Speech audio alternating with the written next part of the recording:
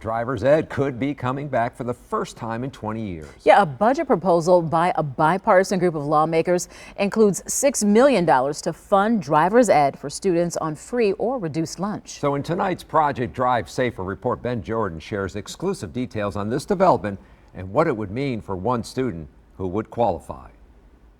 For soon-to-be high school senior Abby Wallace, summer comes with several responsibilities. I'm going to be looking at colleges. I'm going to be looking at more jobs. But those responsibilities can be challenging when she's always looking for a ride. Have you tried to get into driver's education? Definitely.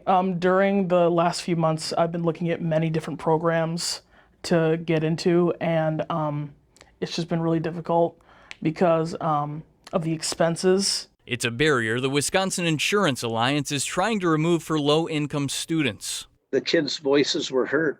Andy Franken is the president of the association that represents insurance companies across Wisconsin. Reckless driving is an important issue, not only in Milwaukee, but around the state. They identified driver's education as one piece of the puzzle to help improve road safety. As a whole, Andy says the Wisconsin Insurance Alliance sends $33 million to the state each year in industry fees. The trade association spent this spring calling on state lawmakers to use $6 million of those dollars to create a program to fund driver's ed for students who qualify for free or reduced lunch.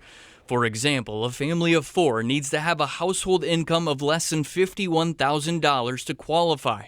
Department of Public Instruction data shows that applies to 45% of public school students in Wisconsin. Does that mean every student on free or reduced lunch will have access to free driver's ed, or will it be an application program of sorts? I think it's more of the latter, and it'll probably be an application system. Depending on the numbers on how much the programs cost, you're talking 15 to 20,000 children that could be eligible. Andy says the idea is one step closer to becoming a reality.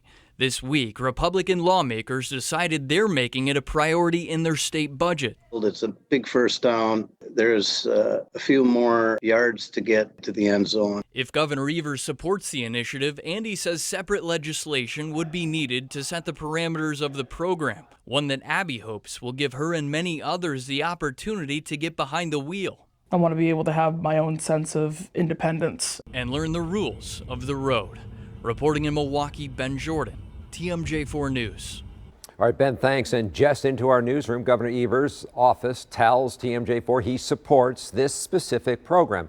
In fact, he put a nearly identical proposal in his state budget plan. Project Drive Safer is our year-long effort to combat reckless driving.